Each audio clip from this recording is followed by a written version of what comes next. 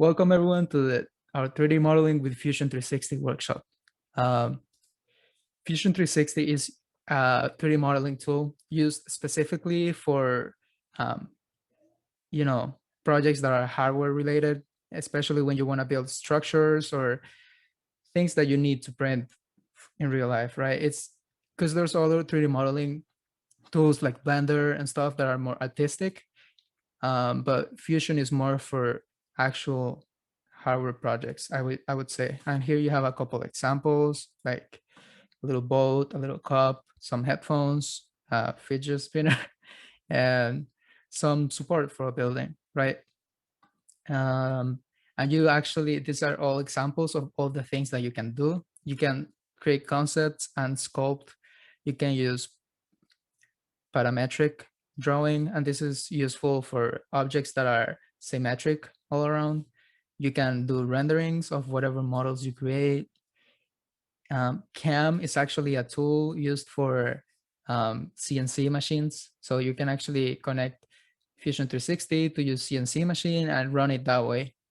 And simulations, especially if you're doing stuff that actually needs structural integrity, you may need to check the properties it has, and that is really cool.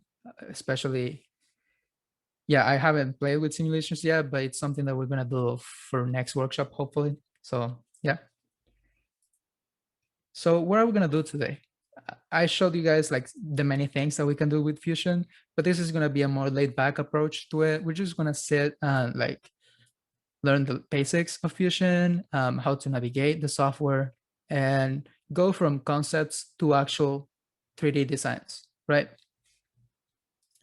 So before we start, again, this is all going to make more sense once we start doing the sketches and stuff, but just a little basic of how Fusion is set up. You have, and here you have the numbers and stuff. You have data, panels, save, undo, redo. These are just basics. Whenever you're creating a project, you can save it. There you can also export it so you can use it to your 3D printer. You can redo, undo stuff. Then you have your toolbar, which is really important. This one right here. There is where we can actually use the tools that allows us to create lines, circles, extrude shapes and stuff. And again, it's all going to make more sense in a little bit. Then you have profile and help. This is just, since Fusion 360 is connected to your account, you can actually save your models in the cloud. And that is useful if you have more than one machine, I imagine, or if your computer just stops working, you don't lose the work that you put into. View cube, which is here, it's actually for toggling, because Fusion 360, it's a 3D software, but you can also go, 2D sometimes to just create shapes and stuff. This tool right here is very useful, and you're gonna see it for switching between it. However, we're also gonna see a couple shortcuts that you can use instead. Browser, again, browser is just to search. We're not gonna really need it right now, but it's just to search all the objects that you have loaded into your sketch. Context menu, again, not really useful for us right now, but it's also important to know. Basically, you right click the mouse, and then you have a bunch of options that are useful sometimes. Timeline, it's down here, and it's basically all the changes that you have made. They show it in a timeline, and it's basically with symbols. Finally, navigation bar and display settings. We're not going to use that a lot, but if you're in a trackpad, this may be more useful.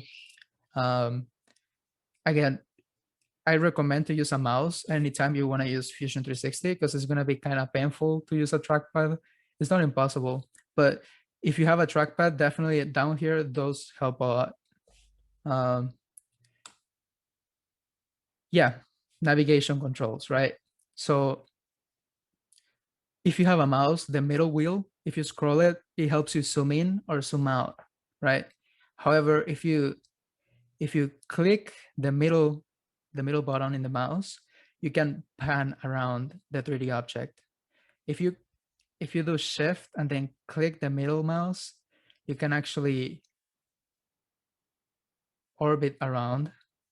And finally, yeah, again, this all becomes more natural. I need to read it because I don't think about it when I'm doing it. It just happens. But for example, if we go here to Fusion 360, I hope I can select it. Imagine I create something here, right? If I scroll, I go in and out, right? This is basic. If I press the middle button, I pan around, right? So if I have some object that is on the corner or whatever, I can go to there. Then if I press shift, you can actually go into the third dimension here and like see whatever you're doing and just change around that way. You guys can also see, and I don't know if my screen is too small. I'm actually gonna, okay, let me try something. Maybe this helps. Okay, maybe this is too big though. Yeah. Well, Discord is being a little annoying. Okay. I hope this helps you guys see it better. But then here, we also have the cube function here, and you can click it and you see how basically it changes between views. So this is really useful as well. But before I get too into that, yeah, if you have a trackpad, it works a little different. And here is the commands for it. Pinch to zoom, 2 fingers to zoom in. Sorry, pinch to zoom out, 2 fingers spreading to zoom in, and then swiping with 2 to change the view. Okay, but I know this is boring. Let's just get into it, right? So we're gonna be doing these 5 shapes today. And the way that you wanna do things in Fusion is actually you sketch it out, then you do it in 2D, and then you can extrude it to 3D, and that's how you get the final shape, right? So these first 3, they are really just random shapes. They don't make much sense. It's just to get you guys started with Fusion. The last 2 actually, they resemble actual useful parts that you would create for a project. And yeah, by the end of it, we're going to be able to, think of some object that we want to print and actually do it with Fusion. So that's going to be really cool. Yeah, so I keep this workshop in less than an hour. Let's just get started, right? The first one we're going to do is just this one, and it looks like a set of stairs, right? So actually for this,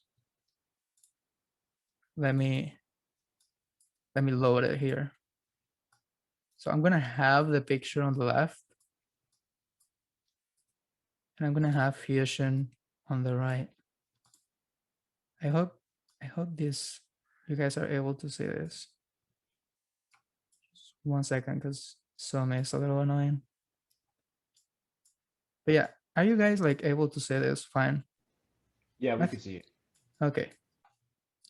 So what you're gonna wanna do is you load Fusion 360, right? And what you're gonna see is something like this. It's just empty. To start like sketching this out, you're gonna go to here where it says solid and then create a sketch, right? And you click it. Once you click it, you're gonna see you're given the option to select between different axes. And you're just gonna select one, it doesn't really matter. I'm gonna go for this one right here. And then you selected that plane, right? Now you're in a sort of 2D view, and you have a bunch of tools that are for 2D, for 2D sketching. So if I wanted to create this right here, I can grab the line tool and start from the middle up. And you could try to keep the same,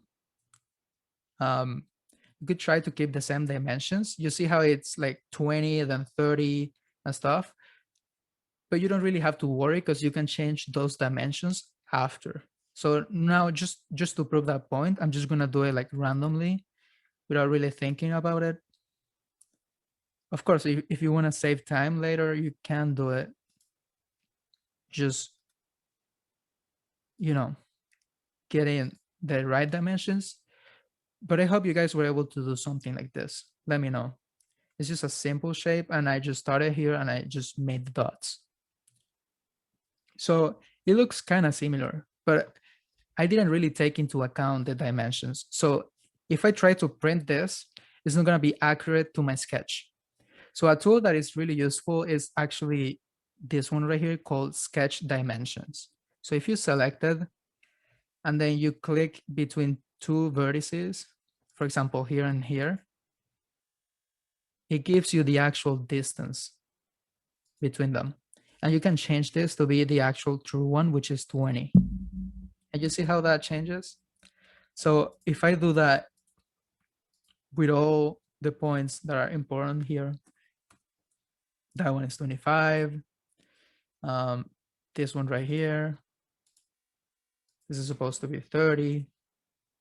Then this is too big, right? So I could have this be the actual one, which is 30.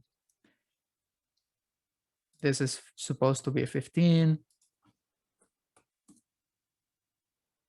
And finally, this one is supposed to be 20. And now I have a model that is accurate to my sketch. And let me know if you guys were able to arrive here. This is a simple one. But yeah, you just create the sketch with the lines and then you check with the sketch dimensions if, to make sure whatever you did is accurate to your design. After you're done, you can click on Finish Sketch up here on the top right. And when you do that, you end up with this kind of just a flat version of your sketch. And if you pan around with Shift and middle click button, you can see how it's just a 2D shape. But now up here, after we selected that we're finished with the sketch, we have a new set of tools, right?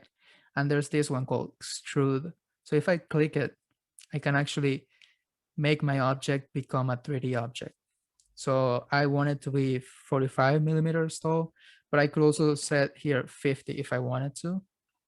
And then we have our object, which is kind of like a sideways stair or something, maybe. But yeah, we were able to create a 3D version of our sketch. There's a couple other tools that I'm gonna be showing you guys that are also useful. Imagine if I wanted to make my corners rounded. Well, I could select the corners by pressing Shift. And then there's this tool called Fillet, right? If you press it, then you're able to just change this value right here. And you can set this right here. I want it to be 5, right? That 5, imagine the way that Fillet works is like it creates a circle, semicircle, and the radius of that semicircle is 5 millimeters. So that's how it's working. And that's how you can get like smooth shapes out of Fusion 360. There's a couple other ones that are very cool. We're gonna see them in the next couple sketches. But let me know if you guys have any questions about anything. If you were able to be here, then I think we succeeded for the first one. So yeah, this is the first sketch. Our second sketch is a little more complicated, right? We have a star, kind of. Something that you may notice is that this star actually is the same in the 4 sides. So something that we could do is let's just design 1/4 of the star and then let's mirror it to the right and then mirror it down. So yeah, let's do that. So here in Fusion 360, you're just gonna go to a new design. You have the old design and we're gonna leave it there. You just like opening a new tab in Google Chrome. You can just create a new design here. And yeah, If you guys have any questions, just put it in the chat, but just create a new sketch.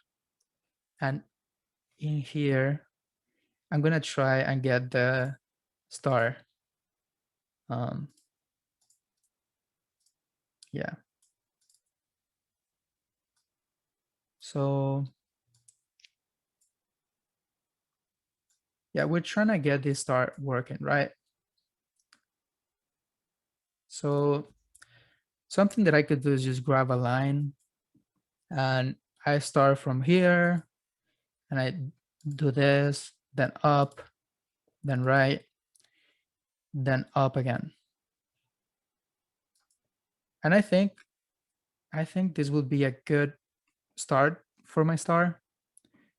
It kind of mimics what I have here. But if I want to mirror this to be on the right, I'm gonna need to add something else. And this is called constructions. So constructions are a type of line that is not part of the sketch. However, it allows you to use it as a point of reference. It also allows you to use it when you're mirroring. So if you go here to the sketch palette on the right and you select line type construction, then you're gonna be able to draw a line. And in this case, I'm gonna do it in the middle of the sketch like that. And then I'm gonna draw another one here. So I have two lines and they are separating basically the two axes, the X and the Y axis. So yeah, we have those two lines. And now that I have that, I can actually use it as a reference point. If I grab the sketch dimension, I can click here, and instead of reading the distance, I can click the other one and I can read the angle between them. And the angle between these two, since the whole like peak is 60, I'm gonna assume this is just 30. So that changed. And now something that happened is that our line just lifted away from the point of reference, the construction line. But I don't want that to happen. I want my sketch to be just right next to the construction line. So something that you have in Fusion 360 is called constraints. And they are very useful for example, we have the coincident constraint. And when you use this, 2 points or 2 lines are going to be constrained to be together. So if I press here and I select this point and then this line, they are now merged together, right? But yeah, sorry about that. Something that happened is that, okay, I'm just struggling right now, but yeah, something that happened is that they are together, but now this lifted up. So I can actually constrain the construction line to the middle axis again. And that's how we get back to this. Something that you may notice is that actually our this construction line is actually not centered. So I'm gonna get rid of it by selecting it, right click, delete. Let me create a new one that actually goes from the center down here. Yeah, that's good. I'm gonna do the constraint from here to this line again. And then I'm gonna grab here to middle. If that made sense for you guys. Like right now, we're just trying to get this left quarter of the star working. But so far, we don't have all our measurements right. So we actually need to also check our angle with this one to be 30. Two final things. We need to check the distance of here to here to be 20. And it's not 20. The distance from here to here to be 20 as well. And one last thing is that the distance of the peak line is 30. So from here to here, you can do 30. And I know it looks pretty weird, but it's there. It's just tiny now, and you can go to it here. You would put 30 as well. And now we have our actual line. Let me put that more up. So now when we have this, which is accurate and it represents our sketch, we can actually use the mirror tool. So when you select the mirror tool, it tells you which objects to select, which in this case are just the lines that we're gonna mirror. And then the mirror line. And if we use a reference point, like, I don't know, our construction here, this is gonna mirror it to the right. And then we have half of our star done. And you can do the mirror again and like select the vertices. And if we use the other construction line, it's gonna mirror downwards. And now we have our star. Now, if you guys are following, let me know. If you're like stuck in one part, I can definitely go back. But yeah, we basically used the constraint lines to be able to accurately tell the dimensions of our lines and the angles. And then we use them as reference points for the mirror tool. Now that we're done with that, we can finish the sketch. And we have this nice little star, which is the same as our sketch, right? I'm actually gonna get rid of these two construction lines as well. Just clicking them and then delete, right? So now if I shift middle bottom of the, and shift and press the scroll wheel, we can go into 3D mode and I can actually extrude it upwards. So this star is gonna have, this is just a simple star. Actually, I want to use the fillet for this, but instead of selecting all the lines that are in the corner, I'm gonna select the face of the star. And that actually allows you to have the same effect. And I'm gonna do 5 millimeters. And on the downside, I'm gonna do the same. So 5 millimeters as well. So this could be like a decoration piece if you wanted to print it. There's another function here called, another tool called hole. And I mean, it's pretty self-explanatory. But if you select it, then you select the surface where you want the hole to be at. And then you can center the hole. Okay, 1 second. Yeah, it's a little tricky. You can try and center the hole to the middle point, right? And then you can set the diameter of the hole. Those are constraint values, but you could also put a custom one here, 45, for example. And that's how you get a hole, right? And maybe I want to use a different type of, instead of using fillet, there's another that is similar called chamfer. And this is like fillet, but just straight vertices. So if I select that face and I go for chamfer, I'm gonna be able to have a different kind of effect, and you guys can see it there. Yeah. There's a question, so I'm gonna answer, but I hope that makes sense. You see how the difference is between the fillet and the chamfer? That's a shuriken. That is a shuriken. You could have you could have your own. You know what? I'm gonna save this and I'm gonna print it and show it to you guys later today if you want. But yeah, you could just dedicate to modeling shurikens forever in Fusion 260, definitely, if you wanted to do that. But yeah, I think I showed everything that I wanted from this sketch. I mean, you guys can see that with a simple star sketch, you can end up with something, real and 3D that you could definitely just 3D print it and have it. Not all the designs that we create have to be functional. They can be just for fun, like this one. But yeah, moving on.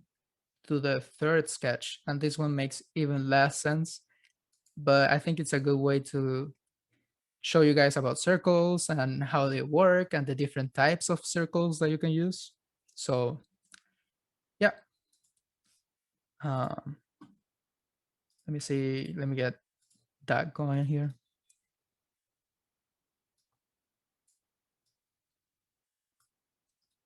So yeah, we create a new sketch, right? Sorry, a new design. Now we create a new sketch. I select my plane, which is going to be down here. If I wanted to create a triangle, I mean, I could just do a line here, then here, and then close it, right? That's pretty simple. But the triangle that we have here is actually, um, it's a special one. It's one that has like two of its sides have 60-degree angles. So you could just select the two lines with the dimension tool and then put it to 60, and then that's how you get the triangle that you wanted. Finally, the bottom side of the triangle has a distance of 60. So that's how we would do it. And there we have it, right? Well, now I want to add some circles. And I hope you guys can see them. Want to add some circles. You can notice how for those I set a distance of, sorry, a radius of 10 millimeters. Something about Fusion is that actually the circles, you have to select a middle point, but you're actually setting the diameter. So to have a circle of radius 10, I will have to put a diameter of 20, like that.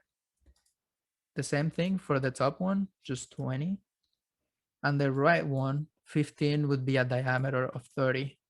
So 30. And yep, this is how we have a similar thing to here. But now for the one in the middle, this is like a special kind of circle because it's touching three of the sides from the triangle.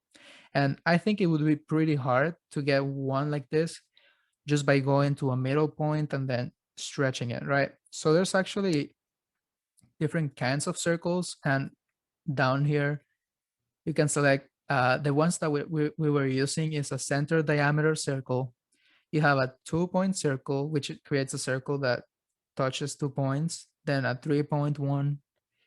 Then you have a 2 tangent circle and 3 tangent circle. I mean, I think the names are self-explanatory, but just as a question to be active, which one of these options could we use for this right now? If any of you guys is following along. The diameter, the center diameter. Okay, if you try to do the center diameter, it would be pretty hard to get it, you see, to get it to exactly touch all the sides, right? So something you Oh, can do is, for example, the 3-point circle, you just touch 3 points and it creates a circle. But you could actually also use the 3 tangent circle and then you select 3 lines and it creates a circle that is tangent to all of them. I hope that makes sense. But yeah, it's sometimes you need a circle that just fits a certain, place, and that's how you do it. Something that, yeah, like for my final sketch, I don't want to have all these lines. I want to get rid of some of them. So what I would do in that case is just select the trim tool and you can actually click on the lines that you want to get rid of. And this way I can have this little shape here. And I think I'm done with this. After this, you could just finish sketch and then you have this, right? You may notice that we have 4 different parts, and you can select them that way. This is because if you extrude, you can select like the parts you want to extrude and those are going to extrude, but the center circle is not going to. So after you press enter, basically you're essentially going to end with a hole in the middle. So yeah, that's like a 3D version of whatever we did here. Another tool that it's worth mentioning for you guys is going to be split body. Sometimes you need to split something. And the way that I would do it here is just I would create another sketch and I would create a line. Okay, sorry. You need to select the plane. I would create a line where I want to split my figure in half and then enter. Sorry. Once you have that line, you can select the split body function. You select the body, then you select the splitting tool. And what's going to happen is this is going to be split now. And if you go to the move, you have basically two different parts. Again, you can find the uses for this. It's just another of the tools that we're given. You have a bunch of them. And there's, again, lots of tutorials if you want to get more into this. But I think we're good with this shape. I mean, it's not very functional. And it's just to show you about the different types of circles. So yeah, let's go to another design. For this one, it's gonna be this little piece here. So this piece is okay. The way that I'm gonna do this, you see how there's constraint lines going from here and there? Those are helpful to get the circles that we're gonna need going. So I'm actually gonna start by giving a couple of constraint lines here. So the way that you get those lines is you go here to sketch palette and then construction, and then you grab a line and then you just do it, right? You get a line down here. Then you press escape, you get another line, then escape. And then finally, I'm gonna get one line in the middle, then escape. Now the distance between them has to be 90. So if I grab the sketch dimension, I can set the distance to be 90. And it changes a lot, right? Now I'm just gonna basically make this shorter right here. And yeah, this is how we have like a reference for starting this sketch. On the left, we basically are gonna have two circles, one tinier one of radius 20 and a bigger one of radius 30.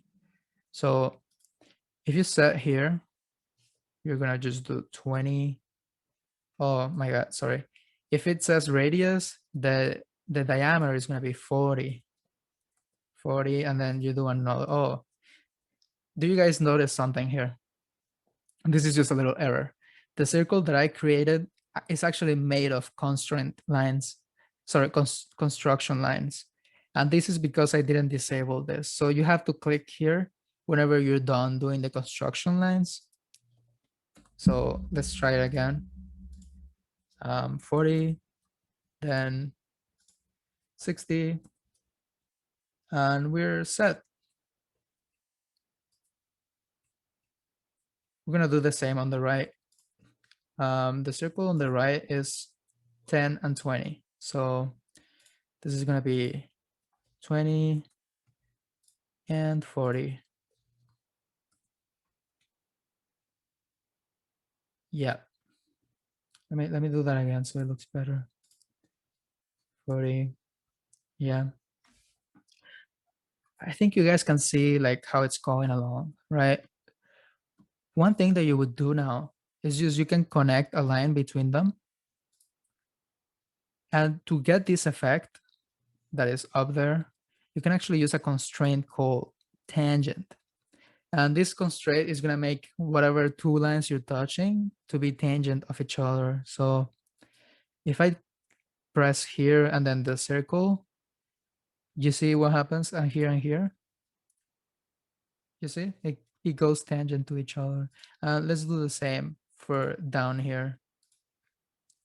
I'm gonna press tangent and just circle and there and then here and there. And now we have our final shape. I'm gonna get rid of the constraints now because we don't need them anymore. Sorry, the construction lines. And finally, I'm gonna do a little cleanup. With the trim tool, we're just gonna clean there and clean here. Finish sketch. So this is our result. If I want to extrude it, I can just choose to extrude the middle part and go up, right? And this is the ending part that we will have. This could be useful if you wanted to screw two pieces together and you needed something of a shape like this one. We can also do more to this. And I want to do more to this, right? So what if I wanted to do like a carabine, right? So I will create a new sketch, and in this sketch, I select that plane. I'm gonna actually grab a line from here to here. Okay, that is not working. Just 1 second. A line from there to there. Can I make it be tangent to both? Okay, and here to there. I'm gonna have to try this again. So yeah, 1 second. Yeah, ideally you should be able to just create a sketch and from here just grab a line like that and there, and then just use the constraints to connect them together. But it's not wanting to help me here. So something different that you could do for this is actually go back in time just by pressing X and like wait before we extrude this, right? When we were designing this. If you had in mind that you were gonna do that design, you just do this like right now, and then you would do this, and you would do the same down there. I guess once you extrude it, it becomes harder to do changes like that. So you would need to, yeah, I think that's good. So now I would just delete these ones. And if you see, the end result is that shape. And if you go and extrude it upwards from there, you're gonna have this. And then if I wanted to get really that effect that I want, I would just do like up here and I would do a fillet of around 5. I would do the same down there. Fillet of 5. And then you end up with this shape, right? We went from something like this to something like this. If you wanted to design your own, you could definitely separate this part right here with the split body and like kind of create a mechanism here. And this could like open and close. That's just an idea, right? So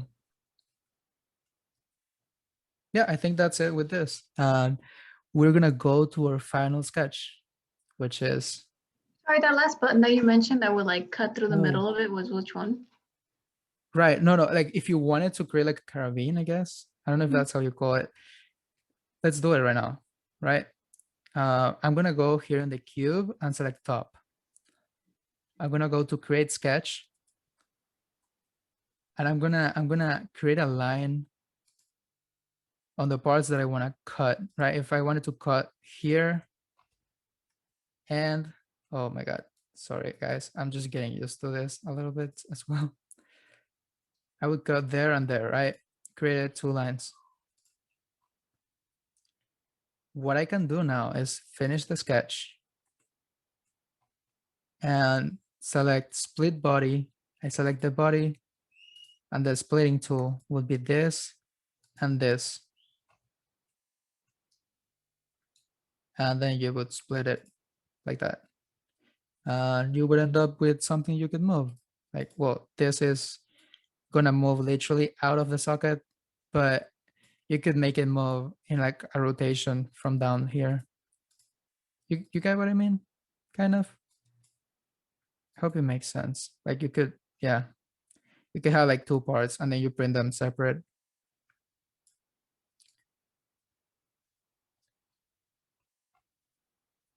So I think, yeah, I think that's it for this. Let's just do one more, and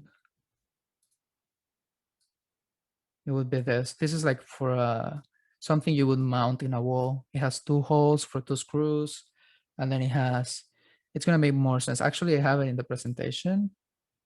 This one. You know, it's something simple, but it's something that you could create yourself after this. And you could, if you have access to a 3D printer, you could print it. I know that we just fixed the 3D printer for UPE.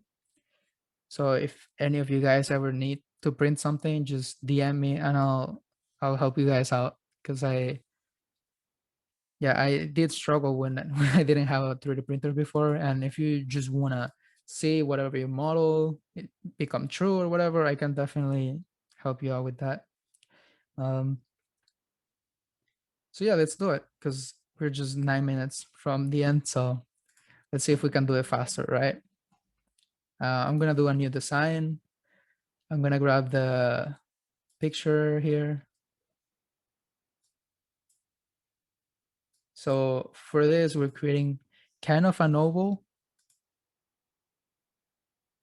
Okay, so like new sketch, create ellipse. So the way that ellipses work, you basically design it like that. So you have a length and a height, right? So the length of my ellipse is 120, and I'm gonna set that here, 120. And the height is gonna be 80, right? 80. So we have the first part ready. If I want it, you see how it already created two construction lines for us? That's gonna be really helpful for the circle in the middle. So let's just start one circle here, and it's gonna be diameter 30. And then another one of diameter 60.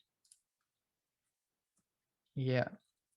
Finally, we have the two screw holes. And yeah, to do those, it's not very clear on what to do here. Actually, the way that I would do it is I would create a constraint line where we can reference so we know exactly the point. So I'm just gonna grab here a sorry, I keep saying constraint, it's construction line. I'm just gonna create a random construction line that goes down and another one on the right, just like that. And then I'm gonna separate this with this one for 50, which is what is in the model here. So if I separate these two for 50, we get 100, and that's the final distance between the screw holes. So now you can very easily create your tiny screw holes, which is 10 and 10. And again, I did it again. You need to disable construction before you do a line.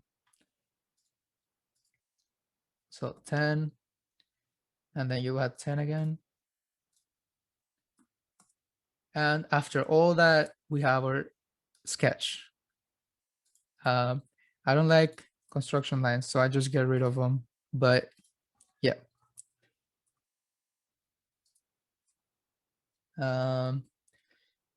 This is a trickier one to extrude because if we do it right now, we have to choose between them. So I'm gonna extrude this first for 10. and then press enter.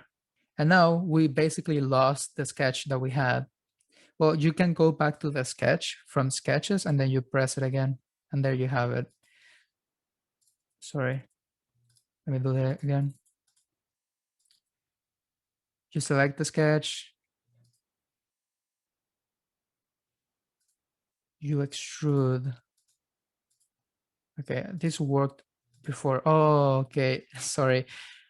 The sketch was hidden. You see the little eye symbol?